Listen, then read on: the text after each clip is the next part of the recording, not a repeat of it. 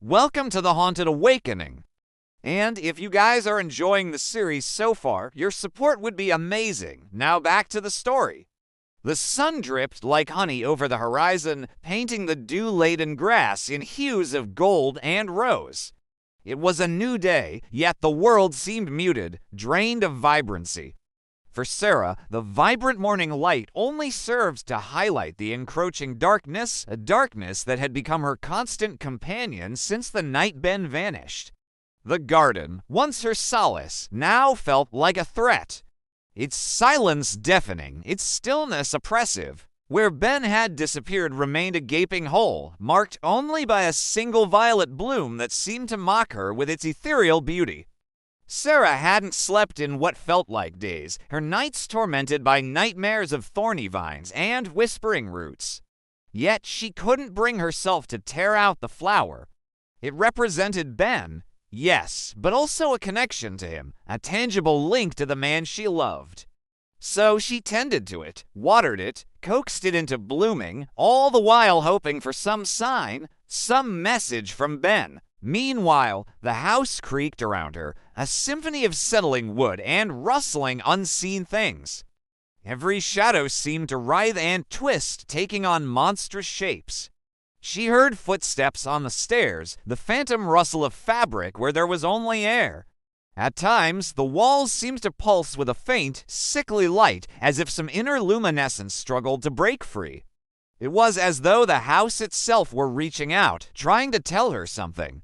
One evening, driven to the edge of her sanity by the relentless torment, Sarah found herself drawn back to the basement. The musty odor of damp earth and decaying leaves hit her like a physical blow. It was here, in this suffocating space, that the veil between the living and whatever lurked beyond was at its thinnest. Here, she felt the presence most acutely. With shaking hands, she descended the creaking stairs, each step echoing her mounting dread. In the dim lamplight, the chamber looked much as she'd left it, the earthen floor littered with shards of glass and the rusted tools of forgotten chores. But there was a difference. The air hung heavy, charged with an energy that made the hairs on the back of her neck stand on end. As her eyes adjusted to the gloom, she noticed a change in the corner where the root had snaked its way into the room. It was thicker now, the gnarled wood pressing against the foundation like a seeking finger. And from it, a new shoot had sprung, tendrils reaching toward her, luminous in the dim light. Terror lent her speed. She fled back up the stairs, gasping for breath, her heart hammering against her ribs. That night, sleep evaded her. Every creak, every sigh of wind set her on edge. Dawn brought little respite. Sarah found herself frozen in a tableau of fear, unable to move, unable to think. The whisper started then, slithering into her consciousness like a venomous serpent. "He is here," it hissed. "He is here, but he doesn't remember." Panic surged through her. What did it mean? Was Ben here? Was he trapped, lost in some subterranean labyrinth beneath their home? The thought spurred her into action. She had to find him. The basement beckoned, promising answers, perhaps even Ben, if she dared to venture down. The air in the shaft was stagnant, heavy with the scent of decay. Dust motes danced in the weak beam of her flashlight, swirling in patterns that seemed to mock her growing dread. The root system had spread, its tendrils weaving a macabre tapestry across the floor. And there, at its heart, lay the chamber, now pulsating with a sickly green light. With each step she took, the whispers grew louder, more insistent. "He is here, Sarah. He is here." Curiosity warred with terror in her chest. What secrets did this place hold? What had happened to Ben? Sarah pushed open the door, bracing herself. Inside, the air crackled with energy. The sight before her made her gasp. The room had transformed. The earthy walls were now slick and verdant, adorned with strange, luminous flora. The floor was carpeted in moss, the air thick with the scent of wet leaves and burgeoning things. At the far end, a crystalline geyser pulsed with an eerie light, its surface rippling as though disturbed by an unseen presence.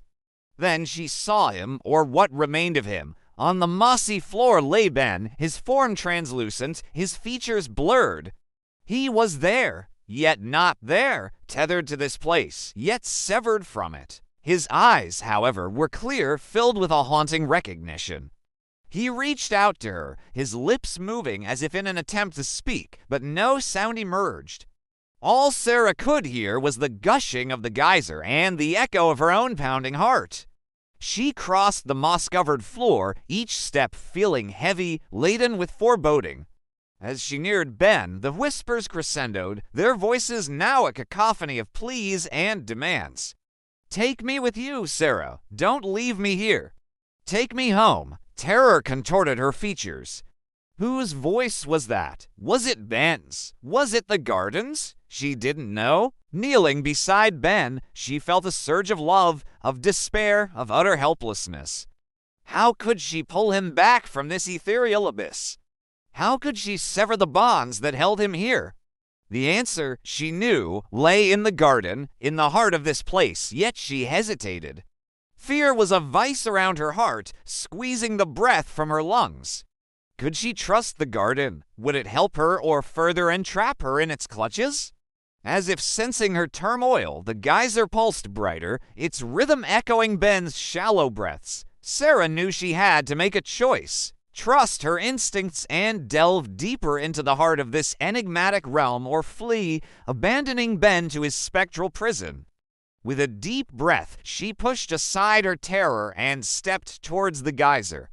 Its otherworldly glow bathed her in emerald light, highlighting the intricate patterns on its surface.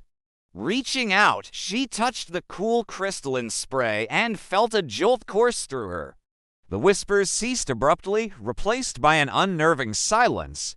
The garden was watching, waiting. She closed her eyes, bracing for whatever awaited her. When she opened them again, she found herself in a place both familiar and alien. The garden, once a place of solace, now loomed before her, twisted and malevolent.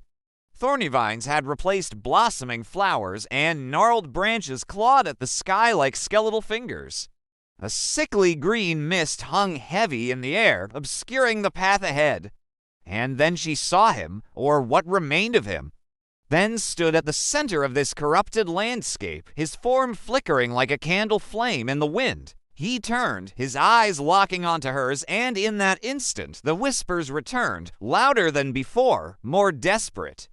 "Save me, Sarah, help me." His voice, strained and distant, echoed through the gloom.